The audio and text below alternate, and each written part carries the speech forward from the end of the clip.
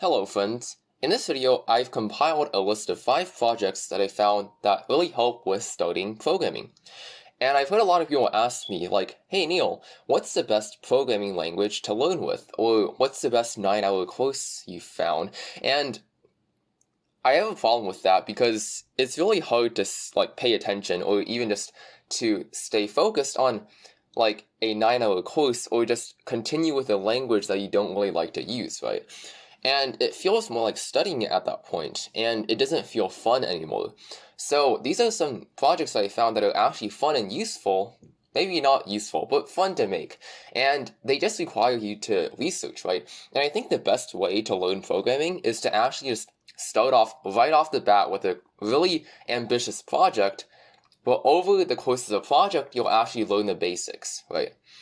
So to start off, this is Scratch, right? And I know what a lot of you are thinking. Scratch is like a child's programming language, right? But this is a project I've made in 2020, and it was really fun to make, even though it was a drag and drop code editor, right? And it's actually quite fun. Like, it's a showdown game, whatever. You can go to skins. You can unlock different characters, right? And then what you can do is you can go to map selection. You can go to like this one, for instance, and then you can basically just play, right?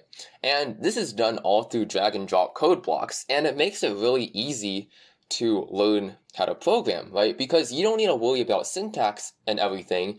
You can just worry about actually making a project. And as you can see, I can do stuff like shoot. Right, I can like shoot at people. I can use different attacks, right?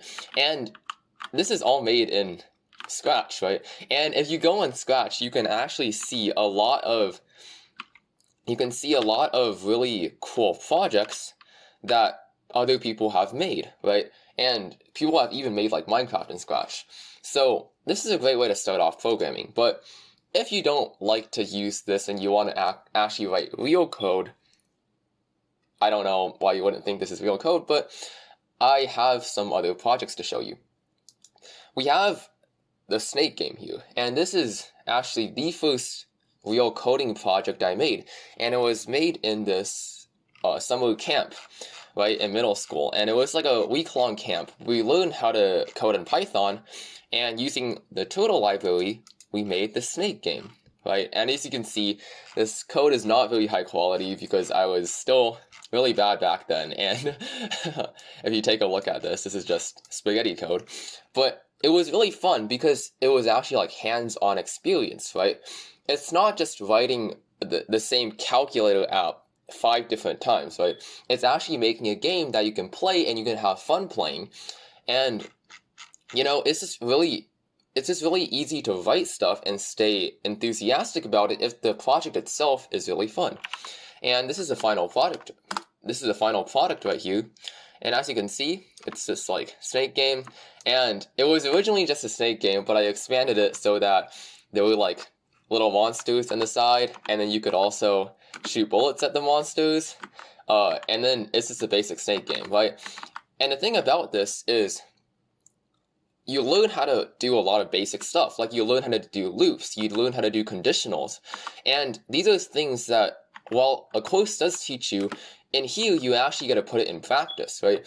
You actually got to check for like how the player moves, and it's not just like repeating what a teacher is telling you to do, right? So that's what I really like about this. Now, let's go on to the third project. So we have Scratch games. We have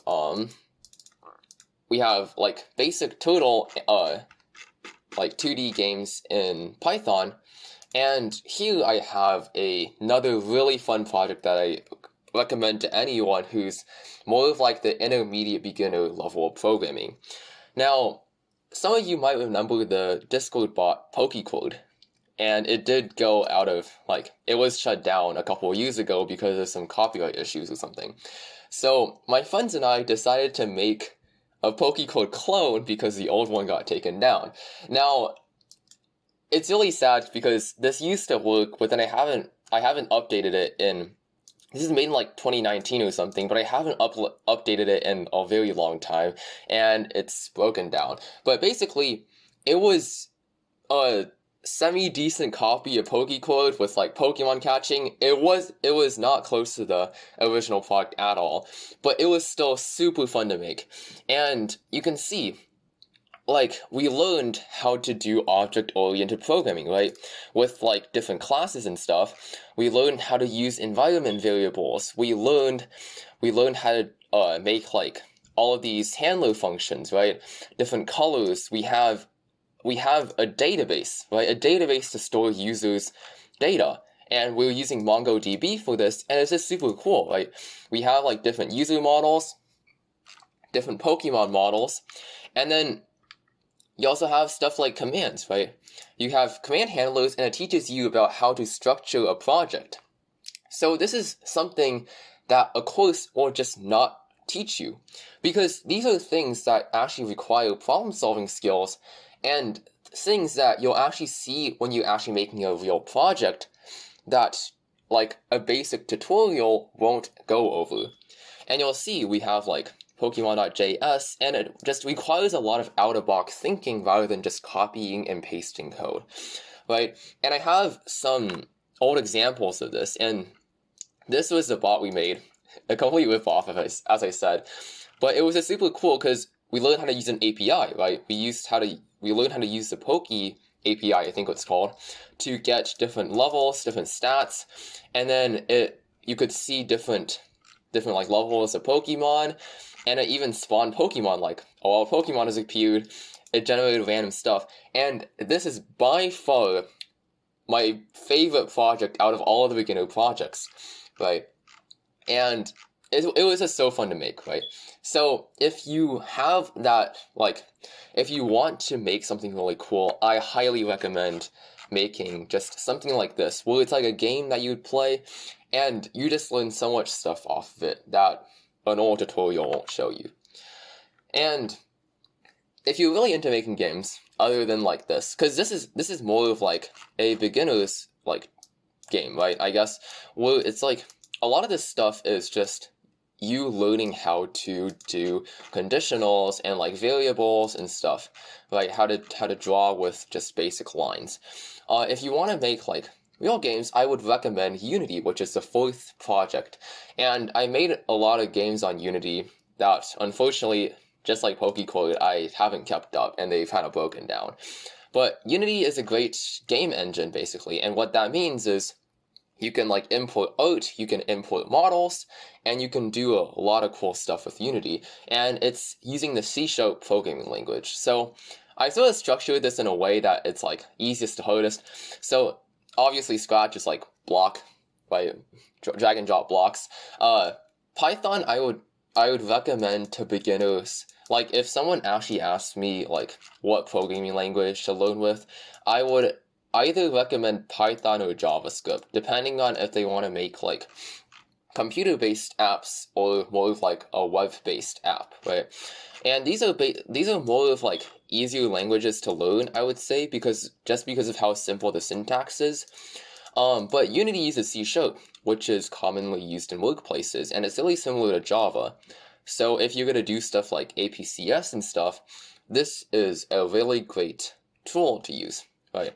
And it's just really fun to make games in Unity. That's why I'm gonna bring it up. And the final project is, actually, Hugh, this is a cool game I made in Unity, and I don't have any pictures or anything, but it was sort of like a mini platformer, and you can see how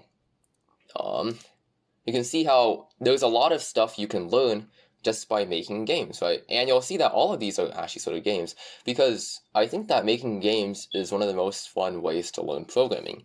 And you'll see if I have like player.cs, right? There's a lot of stuff you can learn, like, for example, like object-oriented programming. You have like different properties of classes. You have methods, all of those stuff.